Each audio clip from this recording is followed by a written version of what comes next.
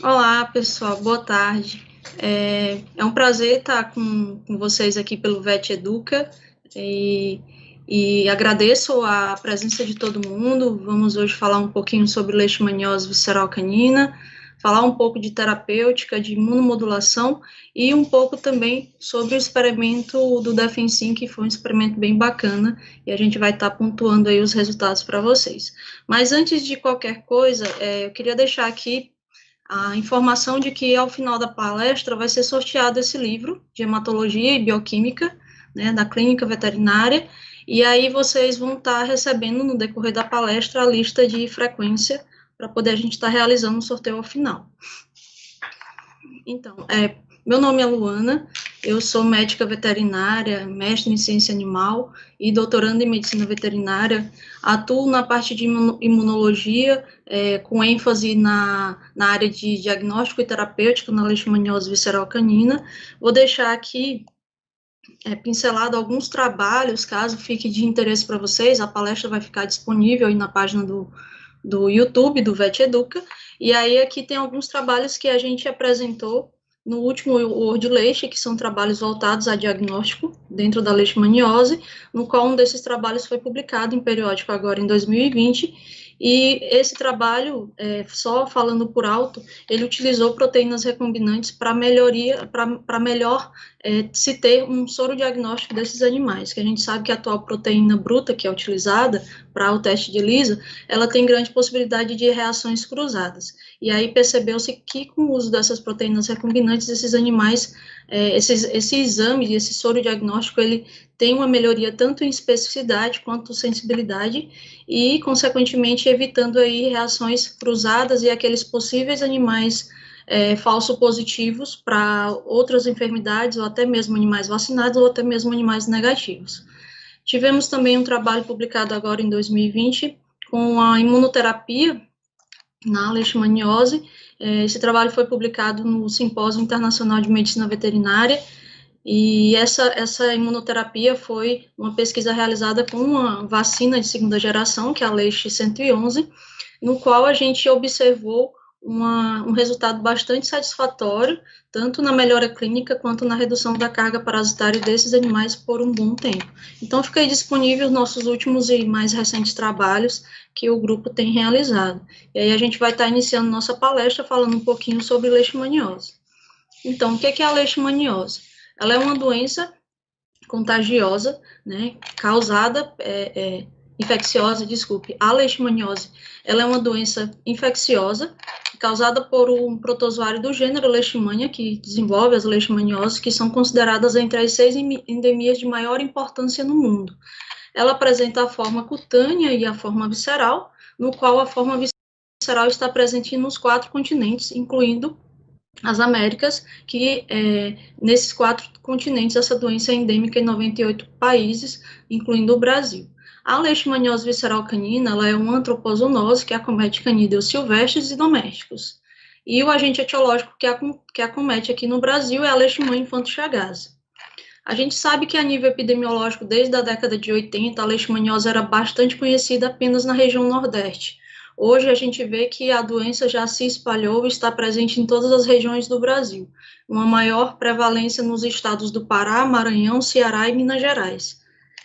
Dentro do que a gente conhece do ciclo clássico, a gente sabe que existe a forma infectante, que é a que está presente no mosquito vetor, no Phlebotomium minium, que é a forma promastigota. Né? Então, esse mosquito palha, uma vez que ele faz a sua alimentação, essas fêmeas hematófagas realizam um reparto sanguíneo em um mamífero que tenha o parasita, ele vai ingerir esse parasita e, a nível de intestino, ele vai conseguir diferenciar esse parasita, né, essa forma mastigota, em promastigota, que é a forma infectante. E, novamente, quando ele for realizar um novo reparto sanguíneo, uma nova alimentação, ele vai estar, essas fêmeas hematófagas vão estar liberando essa forma promastigota, que se adentram em macrófagos e, consequentemente, perde a sua forma flagelada, se diferenciando em forma mastigota e ocorrendo a proliferação e multiplicação dentro de um macrófago. Então, esse é o ciclo clássico que a maioria dos estudantes veterinários conhecem. A gente sabe que tem outras formas de transmissão, como a forma vertical, a nível de de transplacentária, né, da mãe para o filho, para o feto.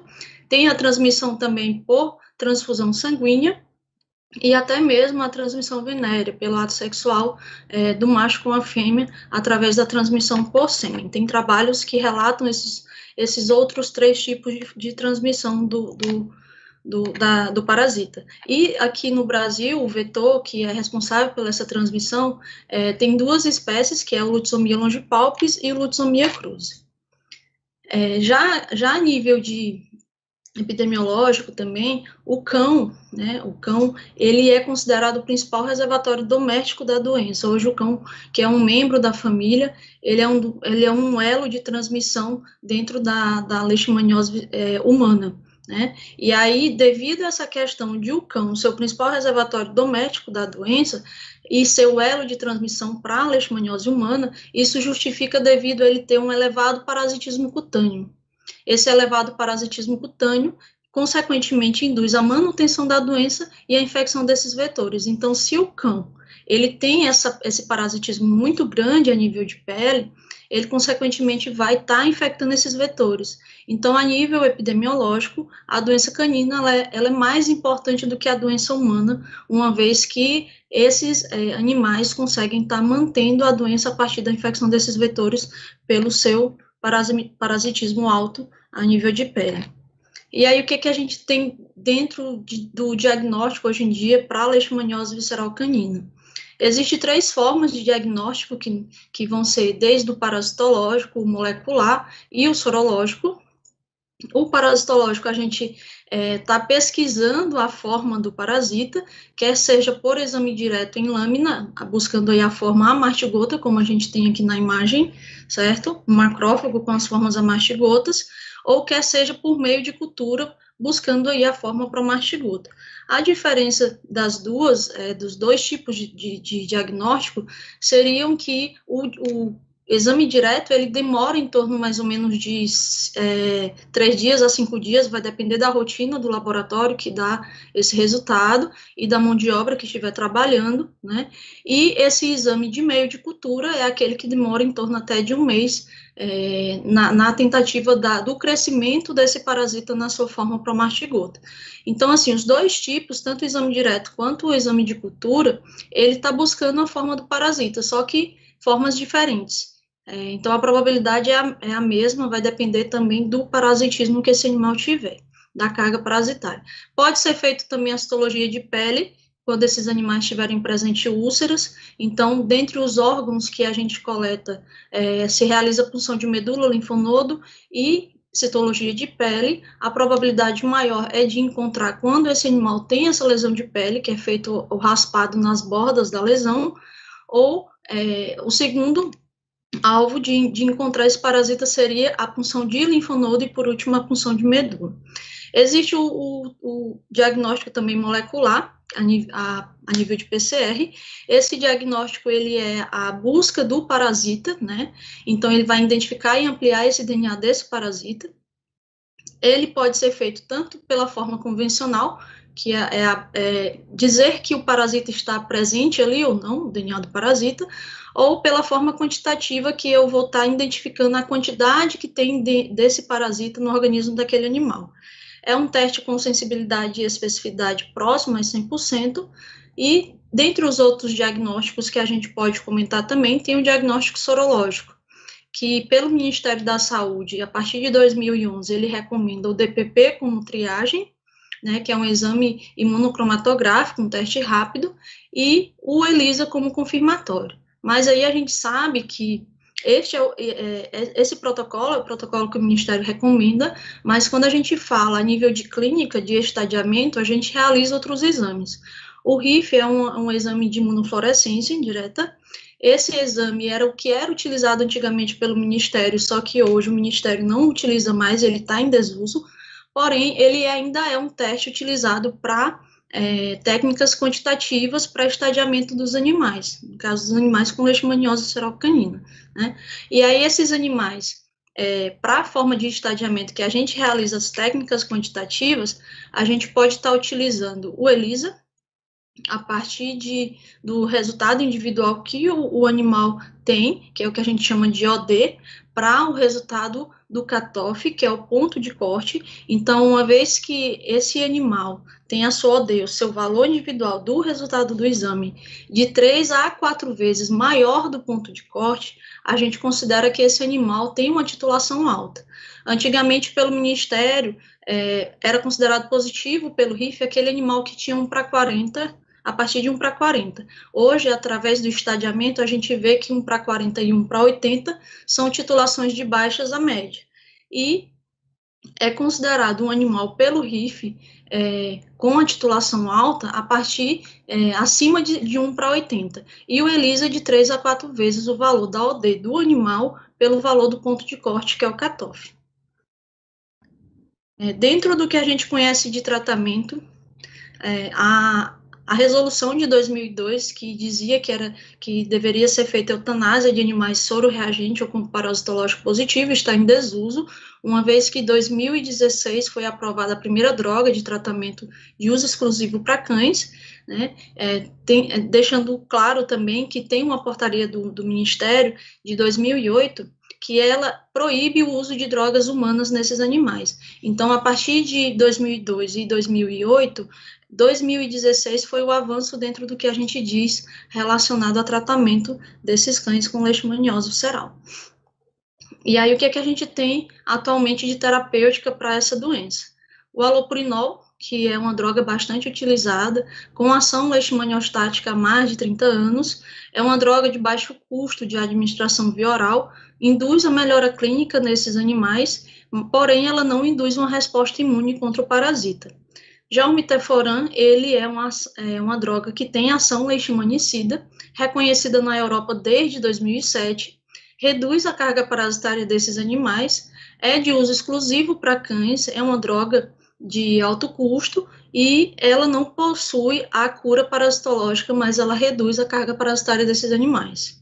A domperidona tem-se um trabalho recente de 2009, que ela tem ação imunomoduladora nesses animais, ela pode estar estimulando o sistema imune, mas ela tem restrição de uso em cães até 60 dias.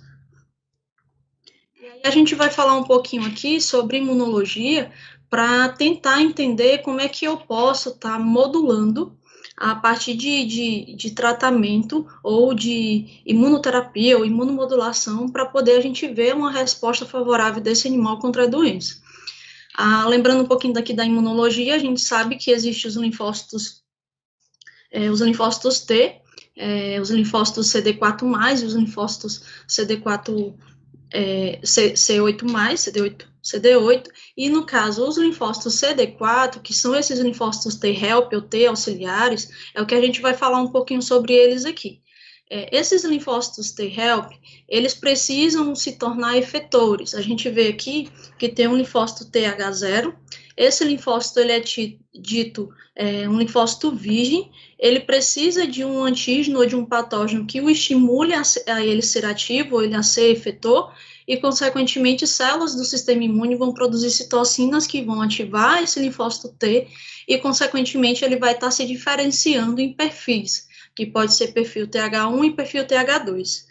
No caso, quando ele tem estímulo pela presença do patógeno e a liberação pelo sistema imune por outras células da liberação de citocinas como a interleucina 12, a interleucina 18 e a 27, esse linfócito T virgem, ele vai se tornar efetor e se diferenciar em linfócito T-help tipo 1, perfil TH1. E, consequentemente, esse perfil TH1 também vai sintetizar outras citocinas que são capazes de ativar macrófagos. Que citocinas são essas? São interferon gama, TNF-alfa e interleucina 2. E aí elas vão estar ativando o macrófago, principalmente para aqueles patógenos, no caso aqui a gente está falando da leishmania, que tem ação a nível intracelular, que ela tem uma predileção pelas células, porque elas precisam se multiplicar dentro delas. A ação delas é a nível celular, então eu preciso ter uma ação imune de resposta celular contra esse parasita. E aí, pela capacidade que esse parasita tem de inibir, o macrófago ele não é ativado. Então, pelo perfil TH1, eu vou ter citocinas que vão ativar esse macrófago e, consequentemente, ele vai ter a sua ação fagocítica, eliminando aí esse parasita. Ele vai produzir componentes como o óxido nítrico e radicais livres de oxigênio, que são altamente letais à leishmania, ao parasita, e, consequentemente, elimina ele a nível intracelular. Já no caso do estímulo da interleucina 4 por esse linfócito T virgem, ele vai diferenciar no perfil TH2, que, consequentemente, esse perfil TH2 produz, também sintetiza outras citocinas, e essas citocinas, elas são capazes de inibir o perfil TH1.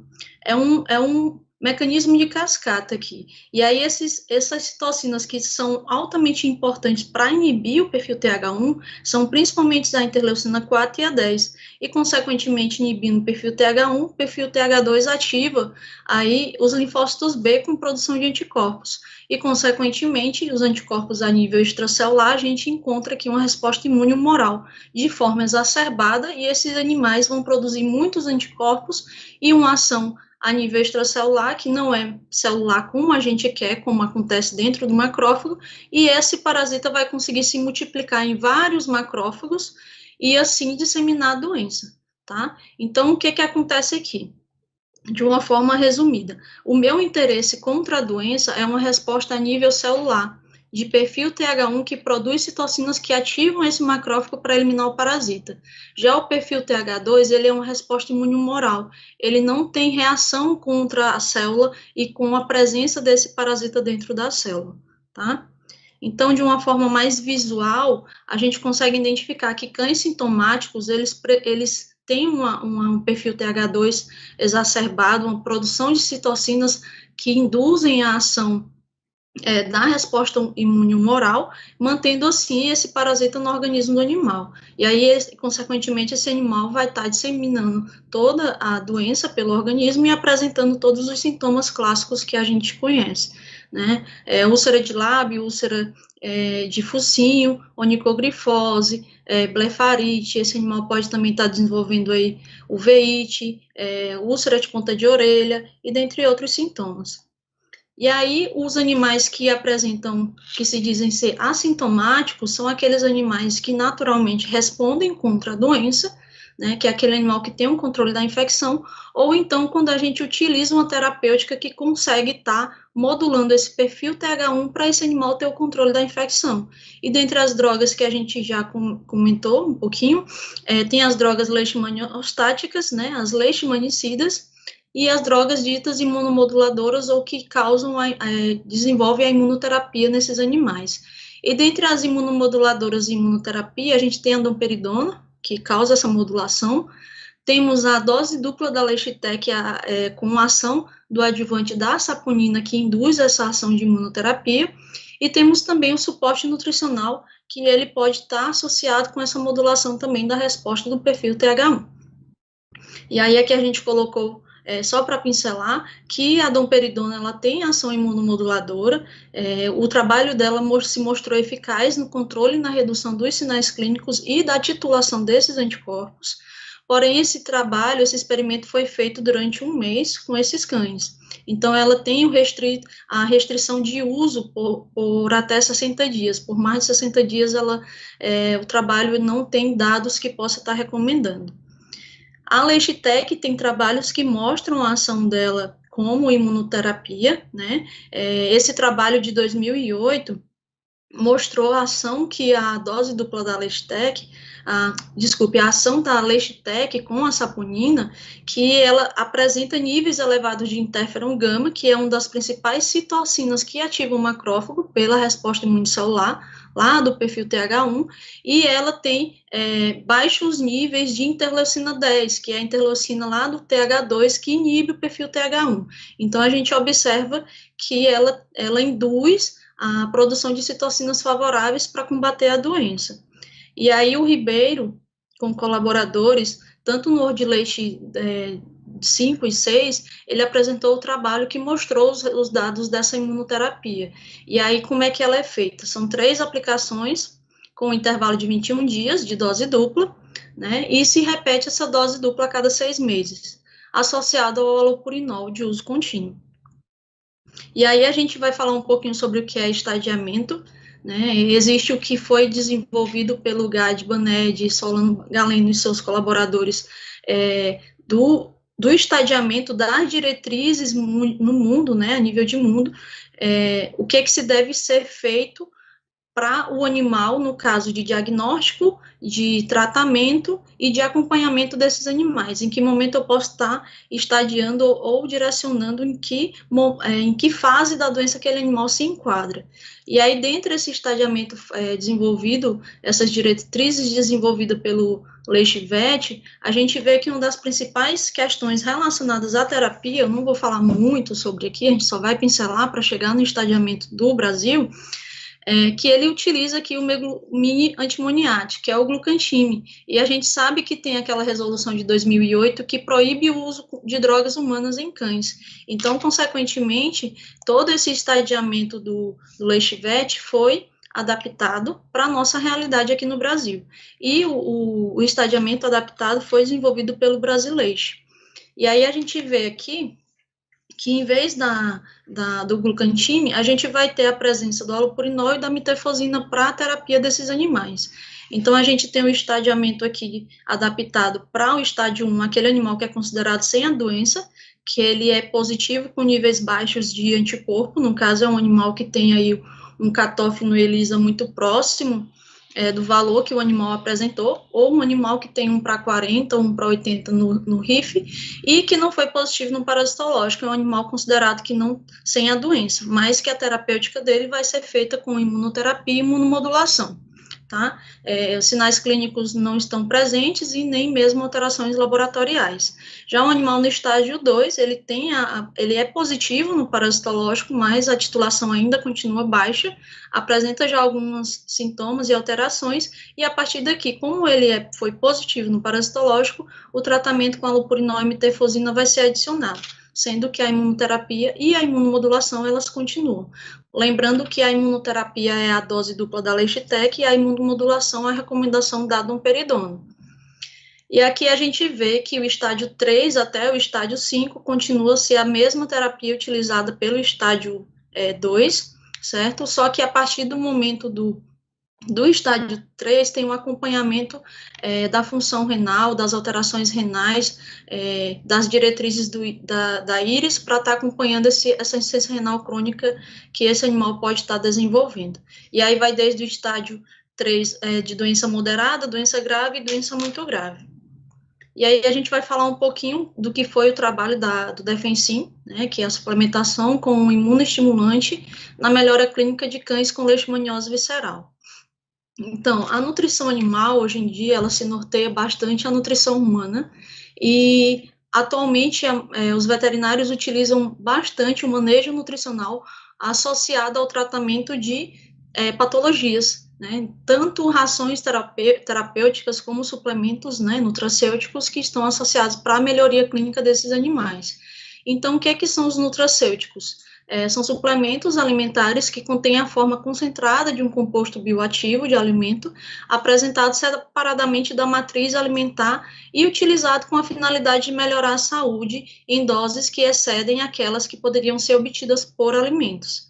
E quais são a classificação desses nutracêuticos? Eles podem ser vitaminas, antioxidantes, né, como a vitamina C, a E, os flavonoides, vitamina D, ácido linoleico, ômega 3 e demais ácidos graxos, L-carnitina, glucosamina, condroitina, além dos prebióticos, probióticos, minerais e as fibras dietéticas. E então, dentre esses nutracêuticos, a gente encontra na maioria dos suplementos, nas vitaminas, que hoje em dia tem na farmacêutica veterinária, leveduras na composição desses suplementos, dessas vitaminas. E, dentre as leveduras, a que a gente mais encontra é a Saccharomyces cerevisiae. A gente vê que na sua parede, a composição dela é principalmente, né, de monoproteínas, beta 1,3 e 1,6 glucano e quitina. E dentre essa composição da sua parede, a gente vê que a maior quantidade é de beta-glucanos, que vai em torno de 55%. E aí, qual é a ação desses beta-glucanos em relação à questão contra infecções a nível imune? Esses beta-glucanos, principalmente o 1,3, eles apresentam habilidade para estimular o sistema imunológico. E essa modulação dele ativa tanto macrófagos e linfócitos, além da indução e expressão de diversas citocinas, como a gente vai explicar mais à frente, dentro do que vocês já entenderam lá da ação dos linfócitos T.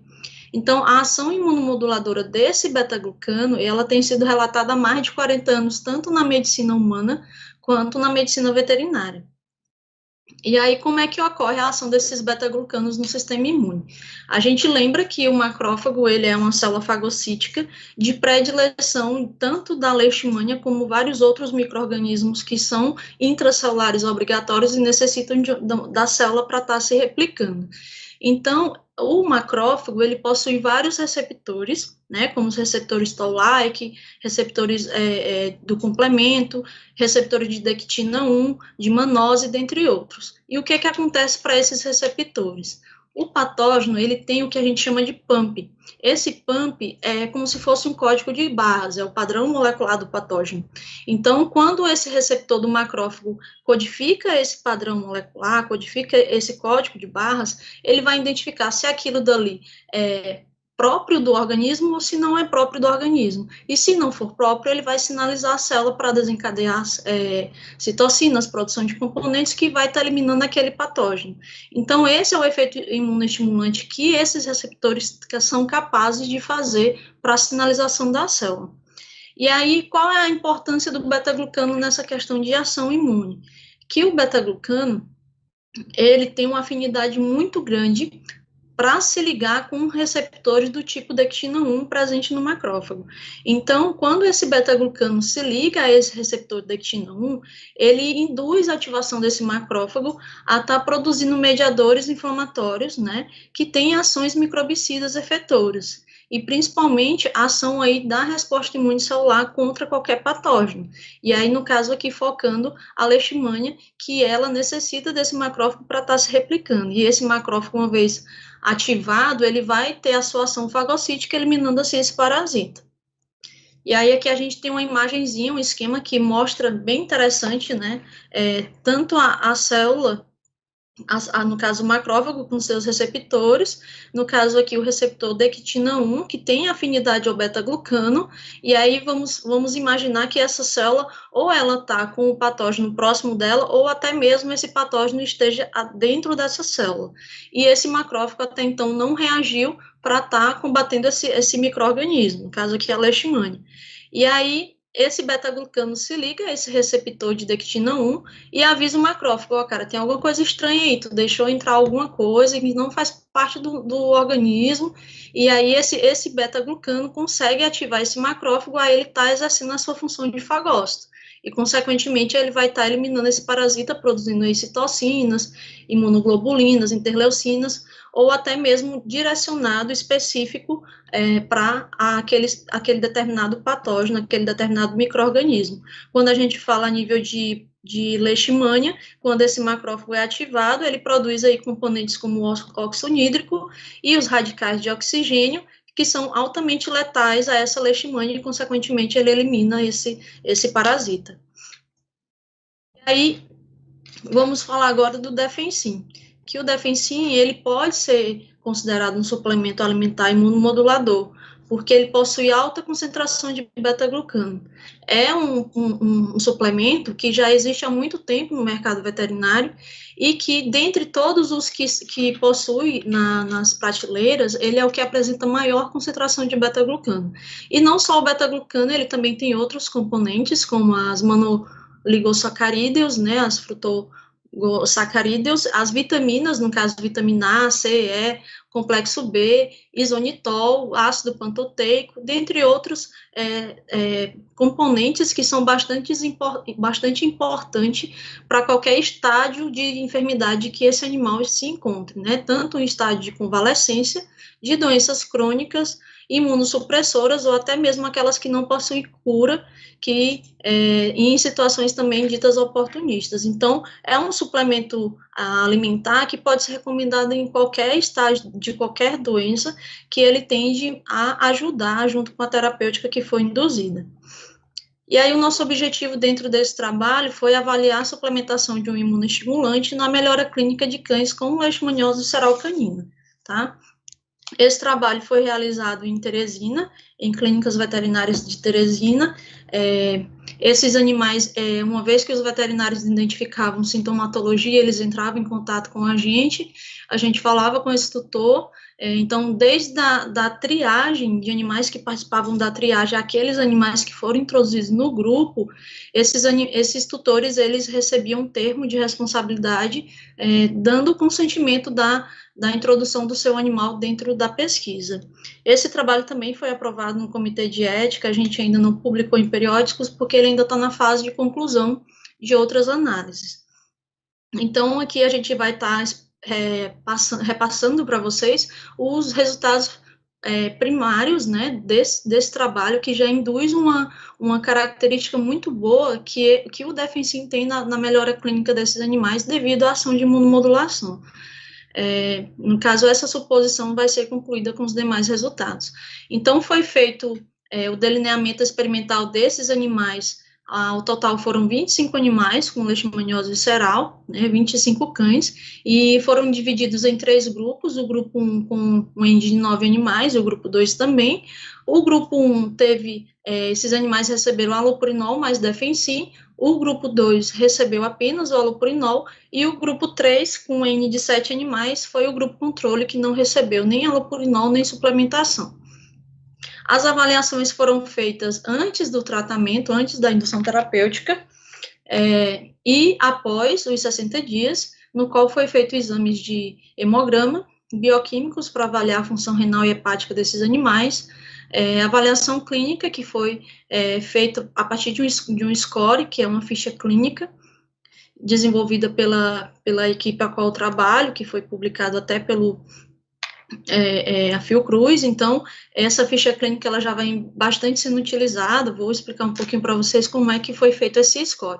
A sorologia, que foi feito DPP e ELISA desses animais, e o parasitológico de LVC, que é o exame direto, que é considerado padrão ouro, uma vez que identificado, a gente não tem o que questionar a presença desse parasita. Então, todos esses animais, eles foram positivos pelo exame parasitológico, foi encontrada a forma mastigota e, consequentemente, introduzido no trabalho. O desafio foi por 60 dias, a posologia do allopurinol foi abaixo do que a literatura recomenda, né, porque foi utilizado 15 mg por quilograma CID, e o Defensin foi utilizado na miligrama de 3, utilizado na posologia de 3 gramas por 5 kg CID, né, uma vez ao dia. E esses animais que foram introduzidos no experimento, os tutores tiveram a responsabilidade de estar usando as medidas preventivas ou com uso de coleiras ou com uso de pipetas repelentes. O score clínico, como eu falei para vocês, foi utilizado uma ficha clínica desenvolvida por Silva e colaboradores em 2017, no qual essa ficha clínica ela dispõe de sintomas. E esses sintomas, uma vez ausentes, eles recebiam uma pontuação 0, presentes, mas de forma branda, eles recebiam uma pontuação 1, ou presentes e de formas mais agressivas, eles recebiam uma pontuação 2. Então, para cada sintoma relacionado à doença, o animal recebia uma pontuação.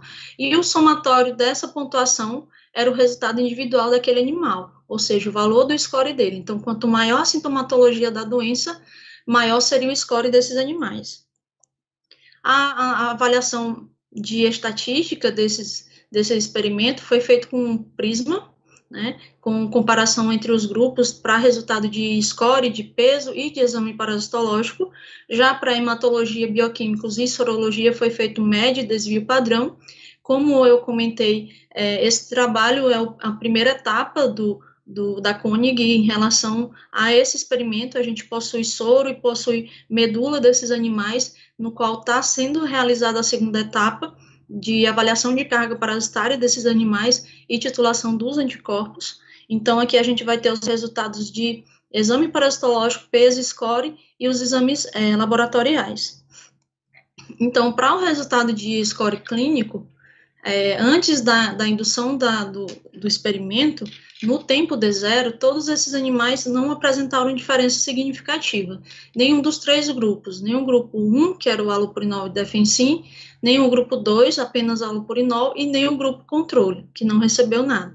Mas após os 60 dias de experimento, a gente observou que o grupo 1, com a suplementação, ele teve diferença significativa com o grupo controle. Já o grupo allopurinol não teve diferença significativa com o grupo controle.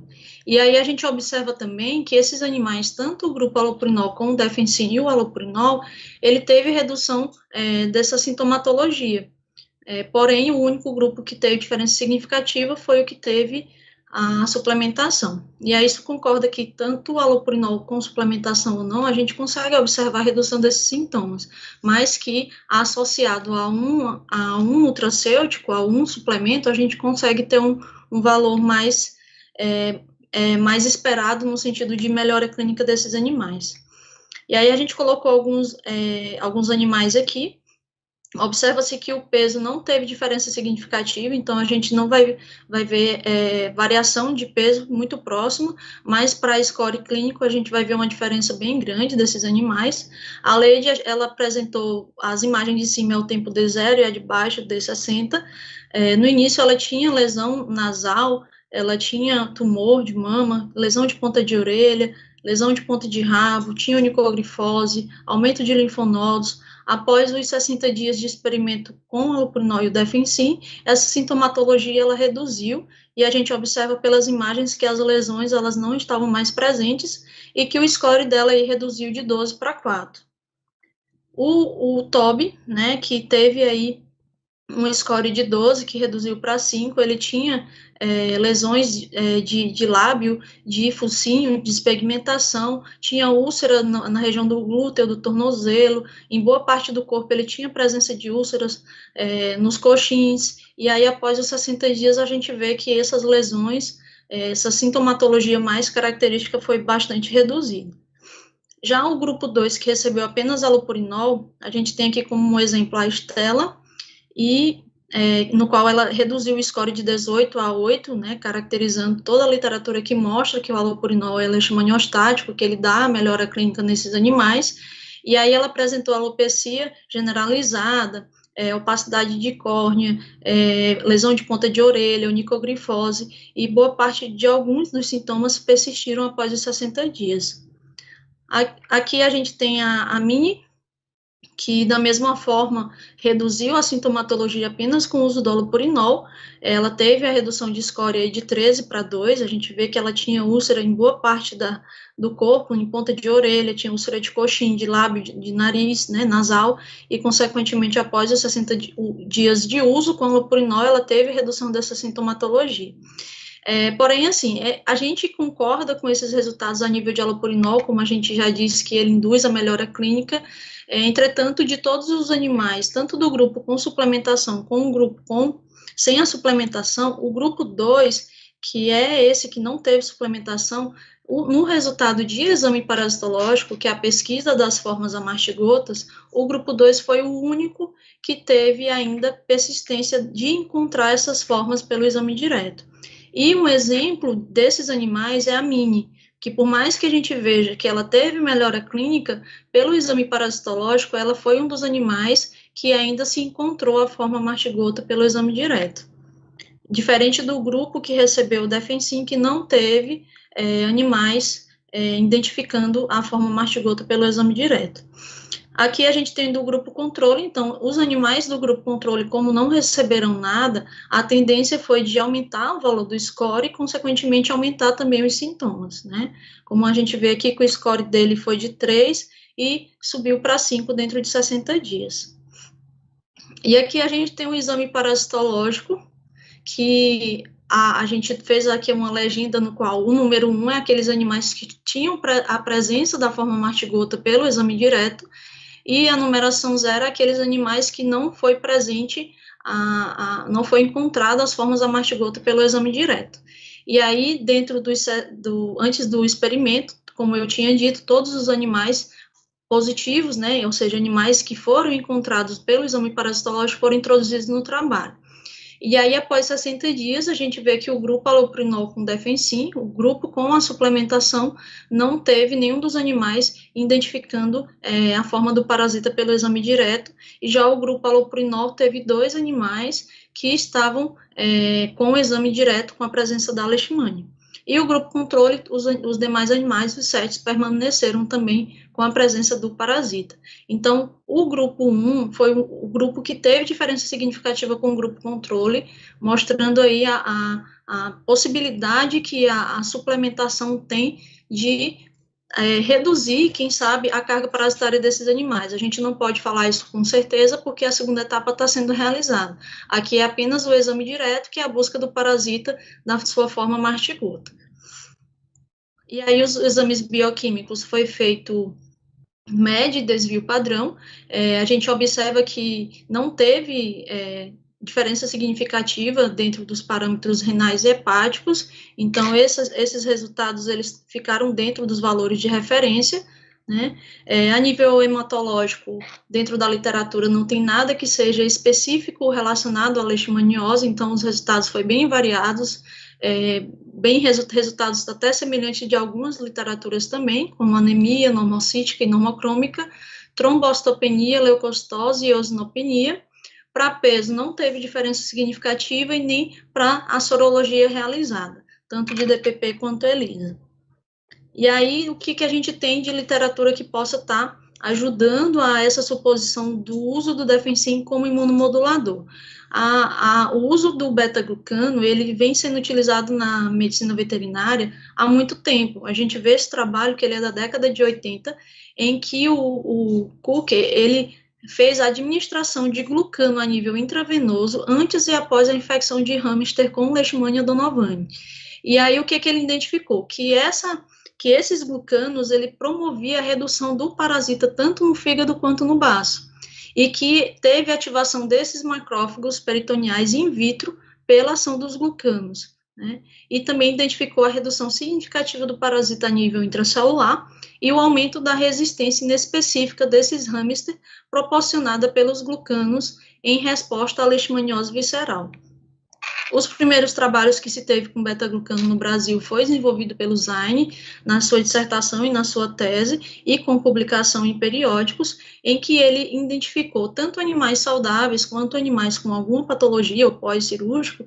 Ele identificou que esses animais, eles tinham a capacidade de desenvolver uma resposta imune favorável, enriquecendo, melhorando a imunidade dele contra patógenos, ou até melhorando a imunidade quando ele já tem alguma enfermidade característica, né? Então, ele identificou o aumento de subpopulações linfocitárias que podem estar agindo para N tipo de patógenos e até mesmo para doenças tumorais, né? Que o beta-glucano, ele é bastante utilizado na medicina humana para tratamento oncológico. E na medicina veterinária, hoje a gente identifica também veterinários da área utilizando o beta-glucano ou qualquer outro produto que tenha o princípio do beta-glucano.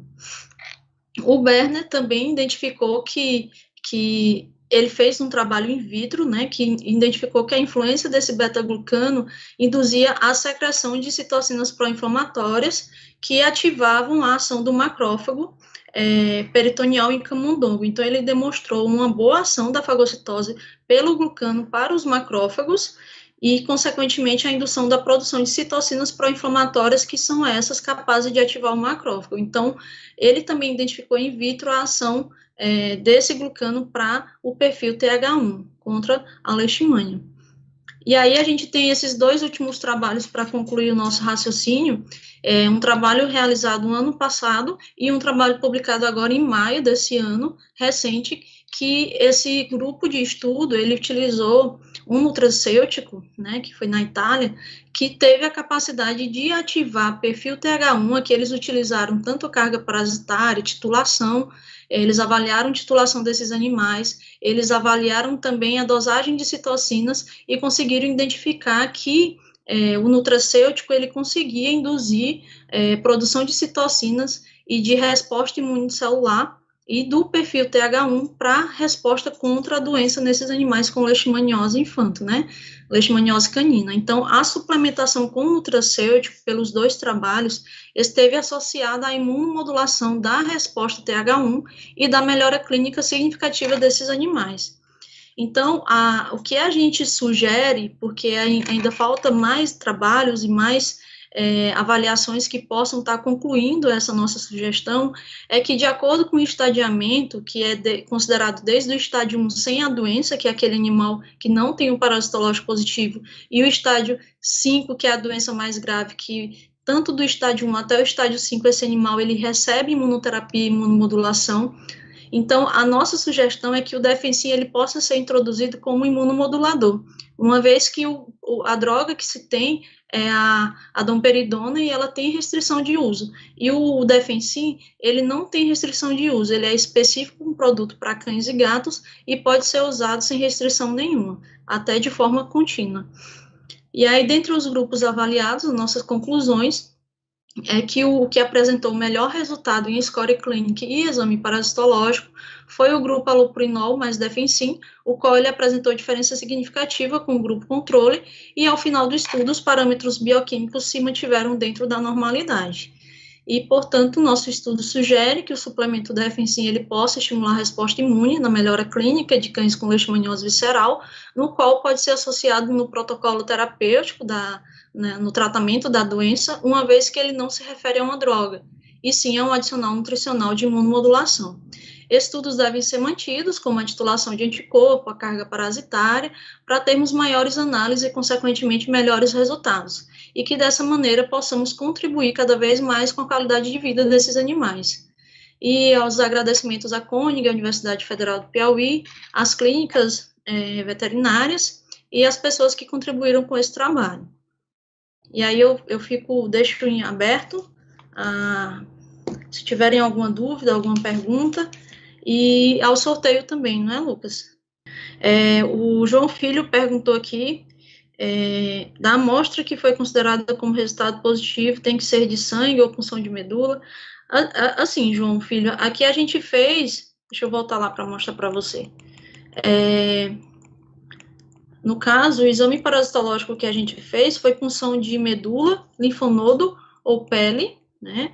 E aí, esse animal que foi considerado positivo foi aquele animal, não que eu diga positivo, aqui, voltando aqui, certo? Você perguntou para a questão da coleta de resultado positivo. Então, assim, o animal ele foi introduzido na pesquisa uma vez que foi identificada a forma do parasita ou por punção de medula, linfonodo ou pela citologia de pele. Aí, assim, não tem como a gente questionar se aquele animal é negativo, identificando ali pelo exame direto a presença da leishmania. E para a questão da avaliação do parasitológico a nível de estatística, a gente considerou a pontuação 0 e pontuação 1, no qual a 0 foi dita aquele animal que não teve a presença do parasita pelo exame direto, e a pontuação 1 aquele animal que teve a presença da leishmania, da sua forma mastigota, pelo exame direto. Espero que tenha tirado essa sua dúvida. Então, foi feito essas 3 amostras, punção de medula, linfonodo e citologia de pele, quando o animal tinha presença de alguma lesão.